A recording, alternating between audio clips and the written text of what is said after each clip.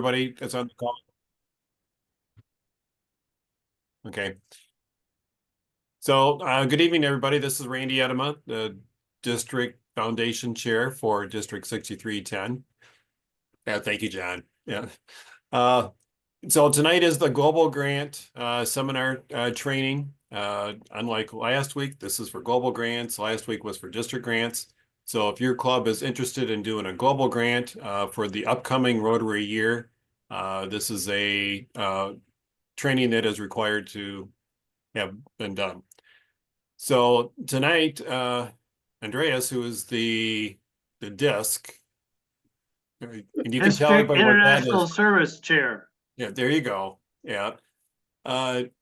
He's going to be doing the whole presentation. So he said he would like to do it. So I'm going to turn it over to Andreas right now.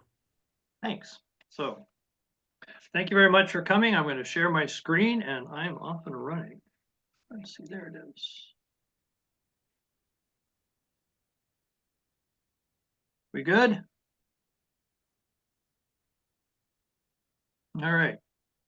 So this is the Grant Management Seminar, District 6310 for global grants. And as you can see, I've already put the new theme on the screen, United for Good. Okay, there you go. So our purpose tonight is to get a sense of how the global grant model works, to make sure that you qualify, to make sure you understand the memorandum of understanding, the terms, the conditions, and what makes for an acceptable grant. And it's really just to kind of give you some basic information to write a good grant when the time comes. As we pointed out last week, to those who are on it, the project and the process are both significant. A good project comes with a good process, and there's the key pieces for that. You have a committee involved, you have a budget, you have a way of dispersing funds, you return the reports, you take pictures, you do all the things that make sure that everything's in place. And if you have the process in place at the beginning, then your grant will be much more successful. So I have a credit to Stephen Sundstrom, a regional grants officer, for significant parts of this presentation. I heard him talk last year in the end of January, and I thought some of what he had to share and some of his pages were really good. So if you see some pictures and things that look more Rotary-like, then you're good to go. So as you know, global grants support large international activities with sustainable, measurable outcomes in Rotary's areas of focus. A key feature of global grants is partnership between the club or district where the activity is carried out and a club or district in another country. Global grants can support humanitarian projects, scholarships, and vocational training teams. We will focus on humanitarian projects. And these are the basic requirements for a global grant. At least one club member, preferably one directly involved with the grant, must participate in a grant management seminar, which you are doing today. You need to complete the memorandum of understanding, which I believe is the same one that you would use for the district grant. You need to communicate your global grant plans with the district foundation, international service chair, or the district foundation, so that we can make sure that there are DDF funds available. And though it's not required, we do encourage you to have supported the annual fund share. If you're taking money from the pot, you ought to put some money into the pot. Then a couple of the pieces here, enter your foundation goals and make sure that the project has active participation, make sure the financial management plan's in place, and that you've agreed to the terms and conditions of participation. Your responsibility as the host, as the international club, you are the international club, your partner is a host club in another country. Make sure the host club is actively involved in the project. Make sure the project must have long-term sustainable impact in compliance with RI sustainability guidelines. That is their return of investment. The grants must include activities that align with at least one of RI's areas of focus. Sometimes they can align with two, but we ask that you write a grant with only one area of focus in mind. The secondary ones often come as part of that. And the minimum budget for a grant is $30,000, which in actuality is probably more like 31,000 because there are fees involved in processing the grants. Where does the money come from? Well, obviously from Rotarians, from Rotary clubs, Rotary districts. then to the foundation, and you see the picture in front of you, how the money gets spent. And over here in the corner, you've got the funds available for global grants, the club cash and the grants and partners, the matching funds, the district designated funds, and all those pieces that come together.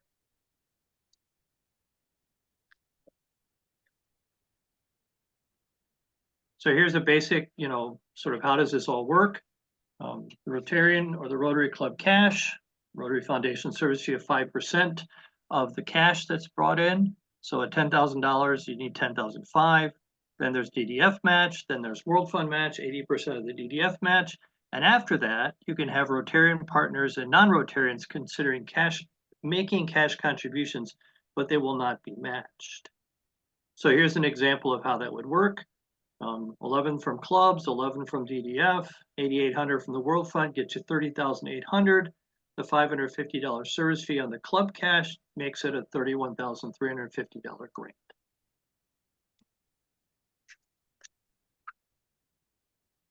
So you start with a community assessment.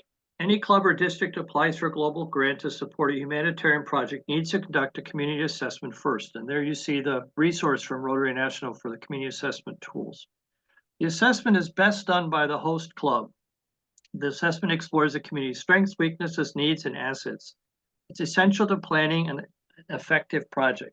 By making the effort to learn about the community, you can identify the most relevant opportunities for projects and ensure that your club will make a meaningful impact. Only then design the project based on the results of that assessment. In your global grant application, explain clearly how you conducted your assessment and describe the methods used. These might include surveys, interviews, or community mapping. Explain who you spoke to and identify the specific people in the community who have agreed to help lead the project. Describe in detail what you learned from the assessment and explain how the project you're proposing grew out of what you learned. You can attach a separate form with the results of your community assessment if necessary. And as I said, you can find more information on how to do that in the community assessment tools. This is really critical these days. Rotary is not interested in us saying, oh, I think we ought to do this, because in the old days when they did that, they ended up with projects that didn't have much sustainability to. And then check the resources. Consult the resources available. Once you've conducted your assessment, the next step is to develop a strong application, is become familiar with the resources that can help you. Before you start your application, read A Guide to Global Grants, available on the Rotary International website. This manual includes everything you need to know how to get started. What we covered tonight is covered in greater detail in the guide. And if you want one of these, I suggest downloading it and printing it rather than trying to read it on your computer screen, because it's not easy to make notes in your book. You should also read the global grant terms and conditions and the area of focus policy statements. These documents are all available in my Rotary.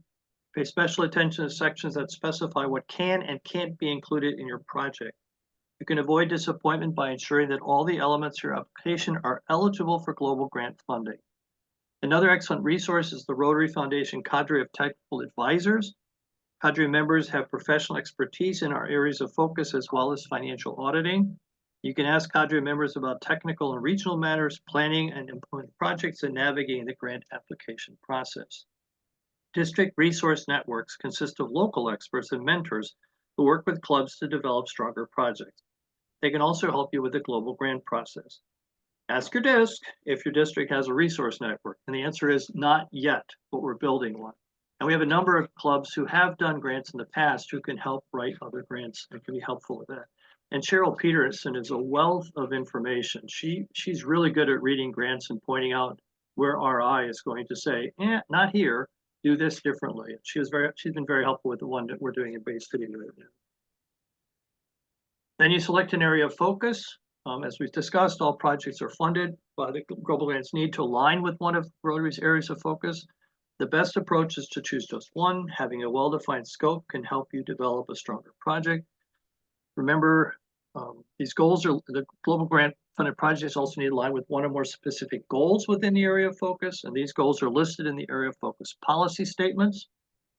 Make sure that all the project activities you list in your application relate directly to these goals. So Rotary wants you to do stuff that we're thinking is a good idea. Request a preliminary review. Well, this is really important because once you have a general idea of the project you'd like to do, you can ask your regional grants officer for a preliminary review of your application. Grant staff members rely on the foundation's long experience in funding effective projects and on their own professional and educational expertise. They can help you make sure your projects are eligible for grant funding. Email the regional grants officer related to the area of the world in which the project will occur to ask for this preliminary review. You can find this on the RI website if you work hard. It takes a while, but sometimes you just put in regional grants officers in the search engine and the link pops up and their names and emails are there. I contacted someone about Sierra Leone the other day and got a response within the next day, so I was really pleased. Preliminary reviews are most successful early during your planning. If the project's been completely planned, it's much more difficult to make any needed changes. We don't want your club to spend hours developing a plan and then learn at the end that the activity isn't eligible for a global grant. So contact the grants team early in their process. They will be happy to help you. Include a detailed implementation plan. As part of the online grant application, you apply to plan for implementing your project. This comprehensive plan should explain who will do what and when. Be sure to include all the project activities in this plan and to detail the strategies, timelines, locations, personnel, and any other relevant elements and steps. Provide a detailed list of specific tasks that the host and the international sponsors will carry out with people's names and their specific responsibilities. That's particularly important for the host club. The international club generally provides money and maybe some assistance in the work, but it's the host club that needs the people on the ground. Clearly explain how community members, non-Rotarians, were involved in designing the project and how they participate in implementing it. It's also helpful to outline when you plan to submit progress reports and the final report through the Grant Center. Prepare an itemized budget. As part of your application, you'll provide a detailed budget that includes a description of what you're spending money on, the names of suppliers, and the costs in both the local currency and in US dollars. Ideally, you won't include more than 10 to 12 budget items. You can also provide additional details as attachment necessary. Be sure to clearly explain the process that you use to select vendors. The image here shows the step in the online application where you enter the budget information. It's really important that the vendors are not Rotarians or related to Rotarians or my brother who said he would do this. This has to be a vendor. You have to find a number of different vendors to come up with the right amount. So be ready to have your host club do that homework. They're sometimes hesitant because they know someone who can do this for them. And then the sustainability plan. This is one of Rotary's favorite pictures, is that we want to know how it keeps going in the future. A key feature of them is that the activities are intended to continue after the grant funding ends.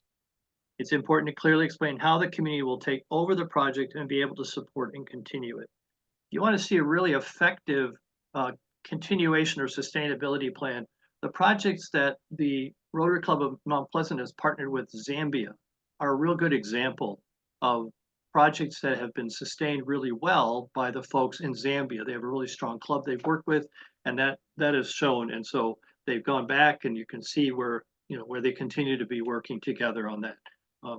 We've had a little more difficulty in the Dominican Republic, where we've not always been able to figure out how it's continuing to go. So it's good to see that. As part of your plans, include detailed information for each training opportunity presented in the application. Sometimes clubs answer not applicable or NA requests about training. However, training is a required part of virtually every global grant funded project, and you need to provide a complete training plan with your application. Also include detailed information about how you plan to measure and evaluate the outcomes of the project and explain how the project will be financially sustainable. This graphic outlines 6 specific ways in which you can make your project more sustainable. Be sure to address each point when you detail your project's long-term sustainability plans. You can also find this information in A Guide to Global Grants. As you mentioned, it's important to have a plan for measuring and evaluating the outcomes of your project and to clearly explain that plan in your application. When you start to develop your project plan, decide how you'll measure the outcomes and impact. By measuring outcomes, we can determine the impact that we have in a community and understand the positive long-term changes that result. As part of your measurement and evaluation plan, you'll identify measures that will help demonstrate the project's impact on people's lives, knowledge, or health. The measures you select should be clearly linked to your project's goals. For each measure, you'll identify the method for collecting data and how frequently you'll do so. Foundation has provided several measures for each area of focus goal you can choose from. You can also add your own project measures. The application will ask you to specify who will be responsible for collecting data for your project and explain how that person is qualified for the task. Include documents for each cooperating organization. So many clubs have found it helpful to work with a cooperating organization on global grant project. A cooperating organization is any reputable non-Rotary organization or academic institution that provides expertise, infrastructure, advocacy, training, education, or other support for the project. If you plan to work with a cooperating organization, you'll need to complete a memorandum of understanding. This document should clearly explain all the responsibilities of the cooperating organization and of the sponsor clubs. Be sure to include the document with your grant application. If you'll be working with more than one organization, include an MOU for each grant. Remember that under Rotary's conflict of interest policy, no member of the grant committee can be on a board of a cooperating organization.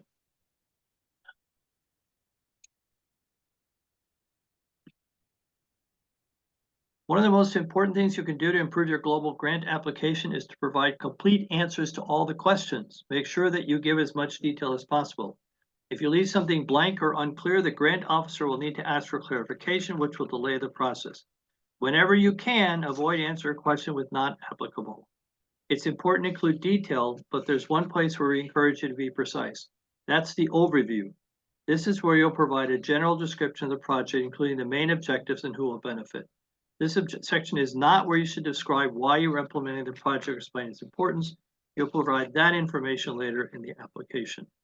So if you've done any kind of thesis work, right, you have to do a summary thing at the beginning so people know what you're supposed to say, what you're going to say to make it work.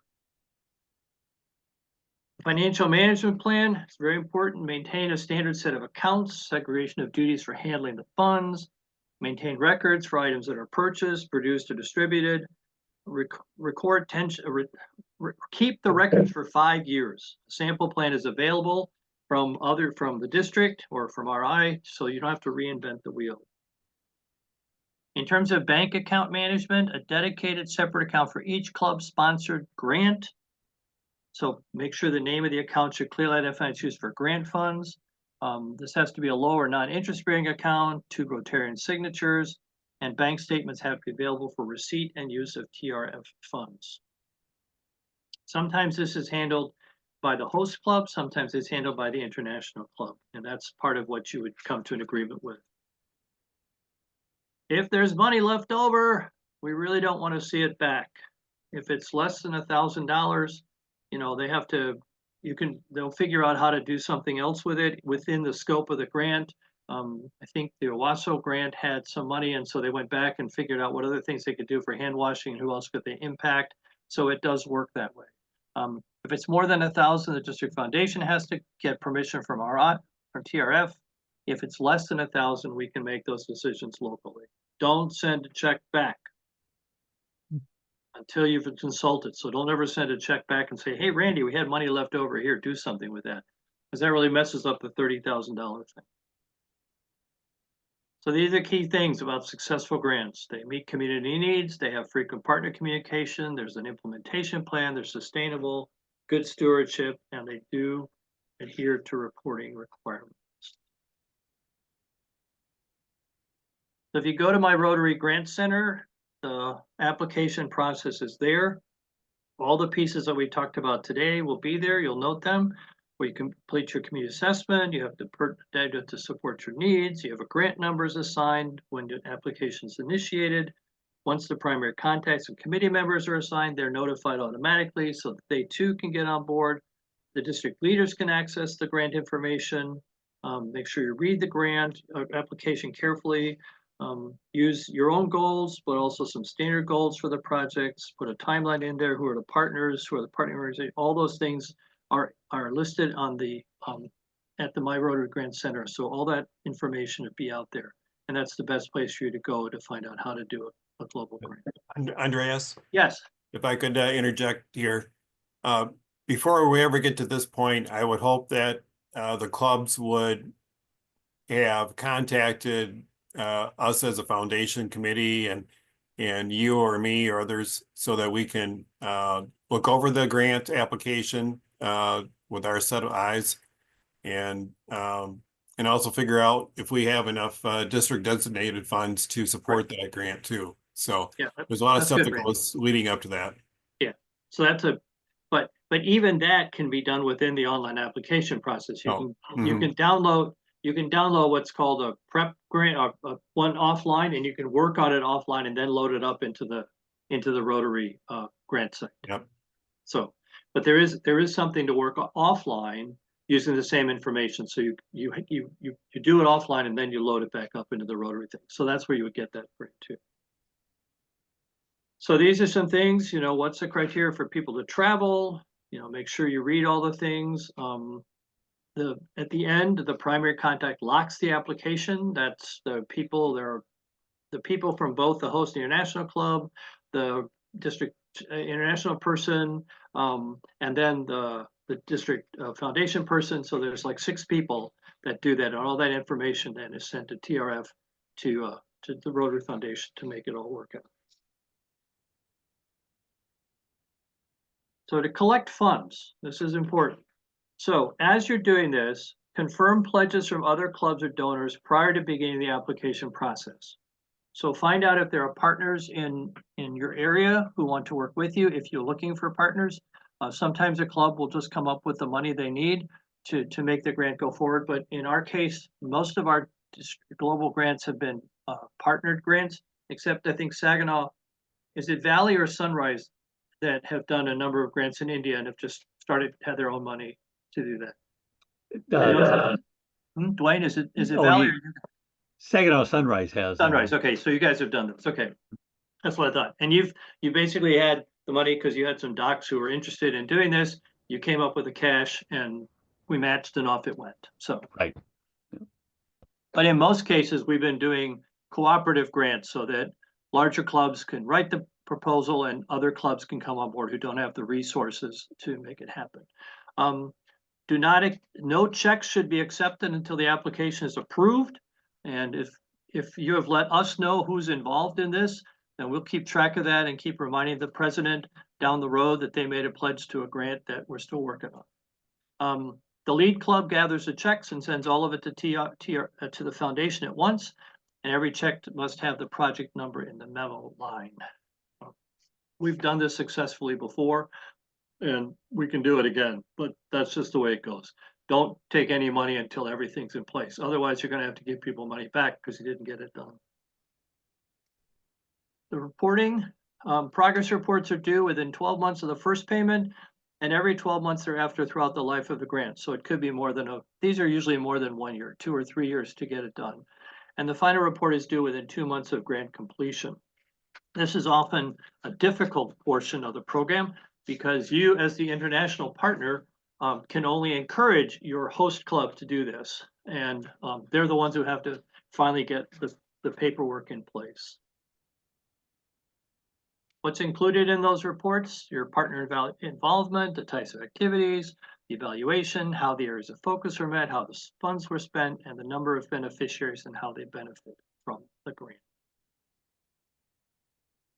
Here's some other stuff. Take photos, data during assessment, and the outcome is really, really important. Be certain the timelines work so that you set out a plan. Make sure you do some promotion, plan who will train the trainers, make sure the training curriculum's in place. It has to be uploaded. So if it's a really complicated thing, then that will go. I'll tell you the story of Dick Dolinsky and the Midland Club was involved with a grant for Uganda where they were putting computers in the classrooms.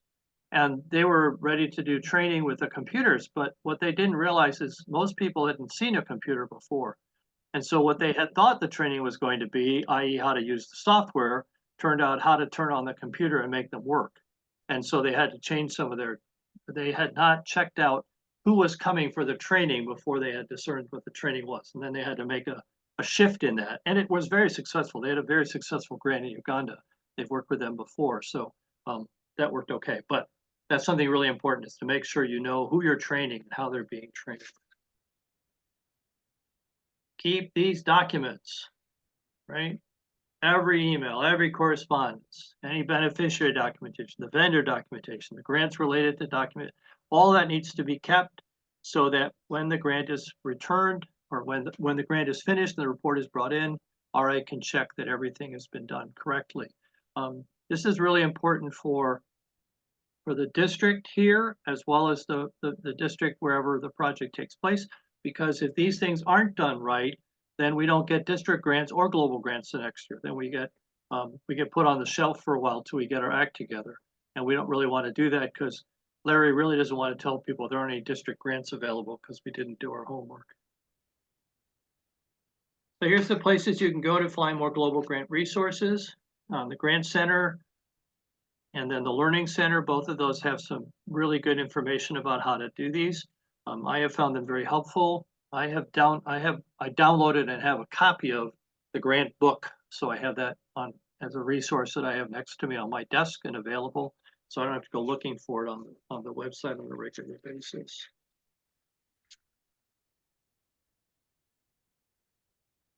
And then there are a couple of YouTube videos that you can watch that also help with the grant process and how to conduct community assessments. So those are all good things that are out there. And finally, you've got Randy, Larry for the district grants, myself, and then Connie, who's the district administrator, who can help you in the process. And then I rely on some other folks like Cheryl, who has done these grants before and is in pretty good shape. So that completes my piece here. I'll open it up for some questions. All of this will be, the whole PowerPoint will be available. And if you want the notes that I wrote, that I read, let me know and I'll send you the noted version of the PowerPoint presentation.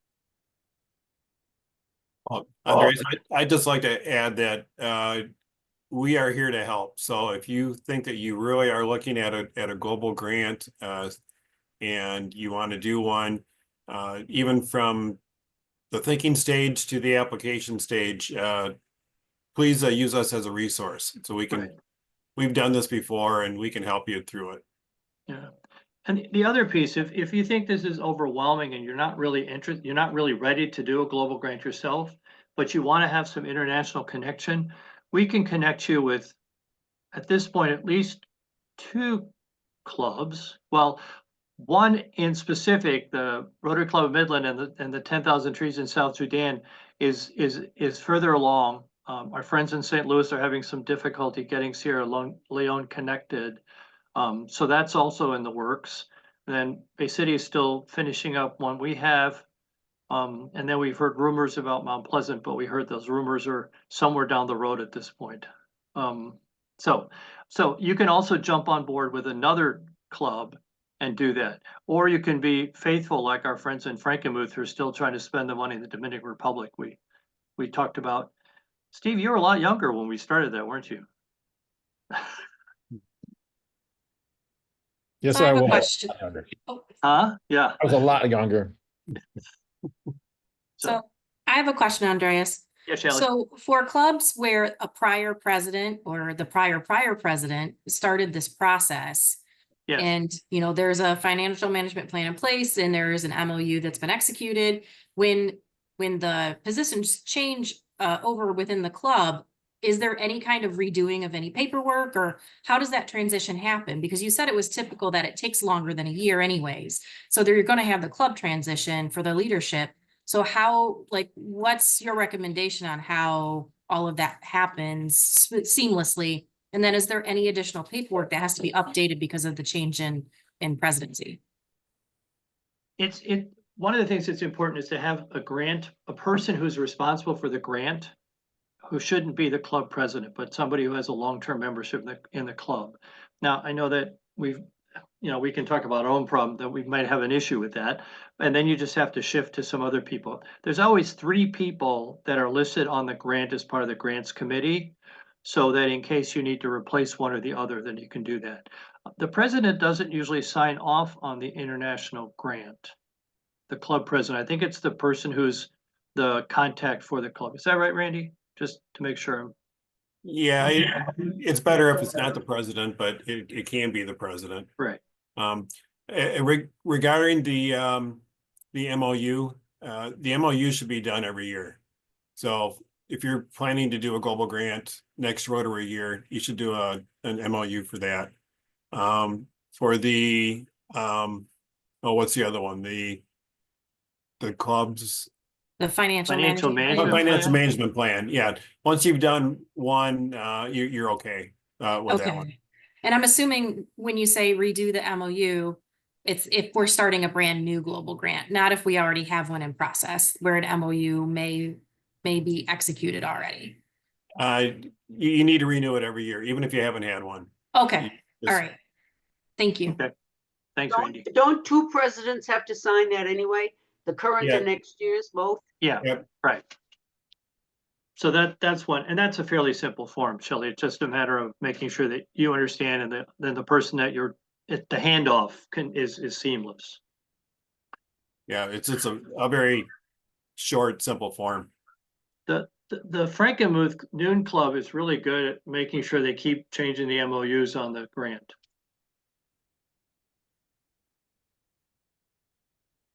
Because are we on year 5 now? Is the end in sight? It will be one way or the other. One way or the other. Steve, there's trees to plant in the South Sudan. They're really excited about that, so. Sounds encouraging. Yeah, and they wouldn't have to write the grant. Hmm.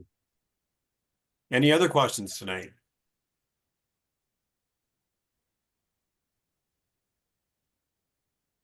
Well, thanks for coming out in the snowy weather. Well, and I just appreciate everybody taking the initiative to get on the call and consider a global grant, because it really is worthwhile. It is a little bit of work, but you know, Rotarians have big hearts no matter where they are in the world, and you're making a difference by doing a global grant. So thank you very much. Thanks. Thanks, everyone. Thank you, everybody. Good night.